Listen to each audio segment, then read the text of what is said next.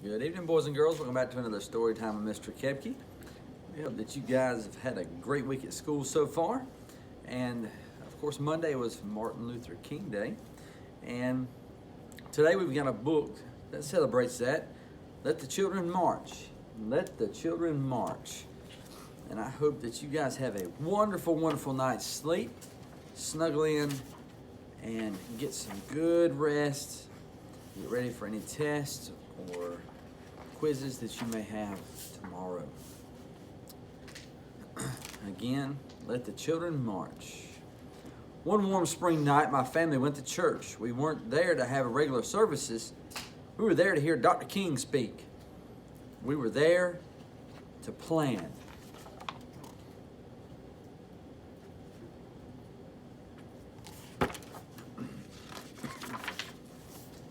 He wanted to raise an army of peaceful protesters to fight for freedom, his brown eyes flashing fire and love. Dr. King told us the time had come to march.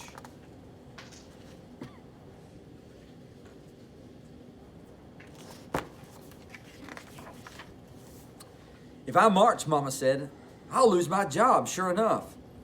I can't march, Daddy said. I've got a family to feed. The weight of the world rested upon our parents' shoulders. But this burden, this time, did not have to be theirs to bear.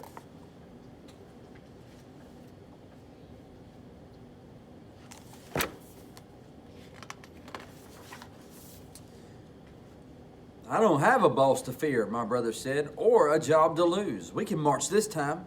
We'll be Dr. King's army, I said. I'll be fine, Daddy. I promised. Don't worry, Mama.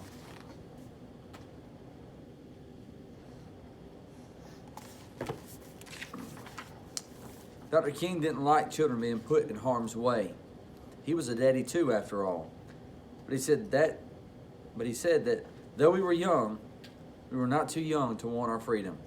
Let the children march. They will lead the way.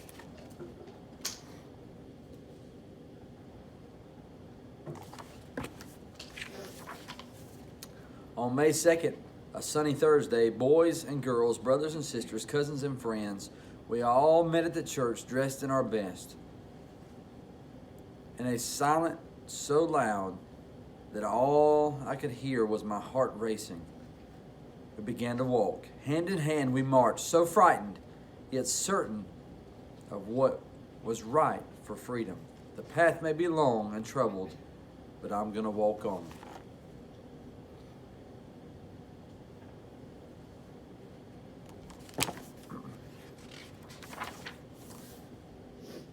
Would I be hurt? Would we be heard? Would it all be worth it in the end? I want to run from the angry faces in the crowd, run from danger, run from fear. Boys and girls, brothers and sisters, cousins and friends, on and on we marched, we marched, we marched. Singing the songs of freedom, 1,000 strong we came.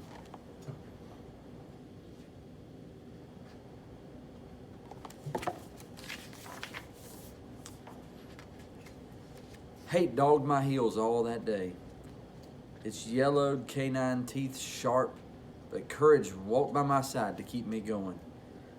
Disperse or you'll be jailed, the police shouted the first day. Disperse or you'll get wet, the police shouted the second day. Disperse or we'll release the dogs, the police shouted the third day. We did not disperse. We kept on marching. We wouldn't stop until things started to change.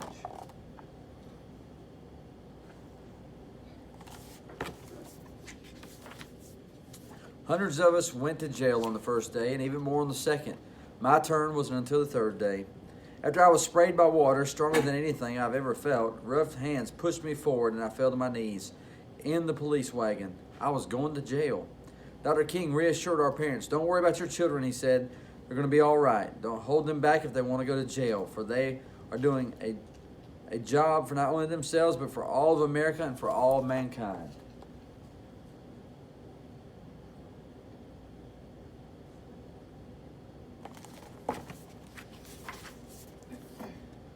That night, crowded in a cell too small for even half of the kids we sang, we shall overcome. Ain't gonna let nobody turn me round, and freedom is coming. Our parents couldn't be there with us, but we still sang. We wrapped in our proud and loving arms of our ancestors.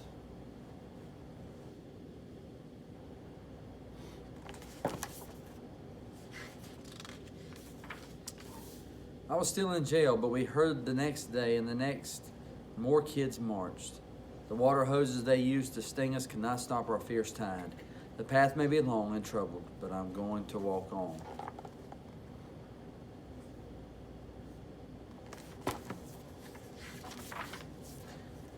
Turn the other cheek, we have been taught. Show love where there is hate. The world watched as hate bruised us. But for 7 days we walked only in love. The jail swelled to bursting, and even President Kennedy took notice. Daddy said the president received letters and calls about us from all over the world. Our march would become a memory, a small part of a larger story. We had been heard, and the seeds of revolution were sown.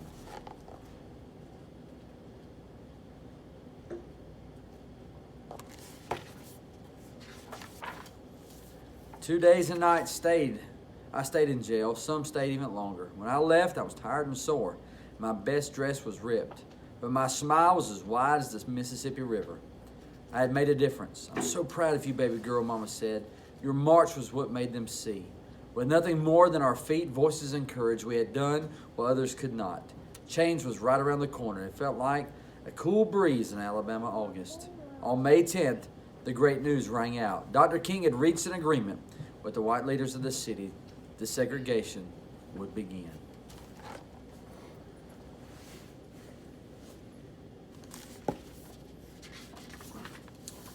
One month later, I was playing on a playground I'd never been allowed to play on before. 2 months later, my family ate at a diner we'd never been allowed to eat in before. Our march made a difference. We children led the way, singing the songs of freedom. 1,000 strong we came.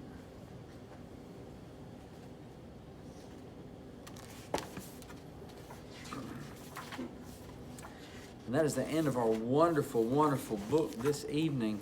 What I love is that we live in the land of the free. That's where we live in America. I love our country. I love the fact that we can live in a country full of equality. And my little baby girl is with me today, Kylie. I'm glad you joined me, baby.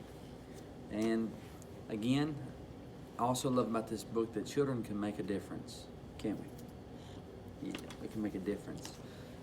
I love each of you very much, and hope you have a very, very good night.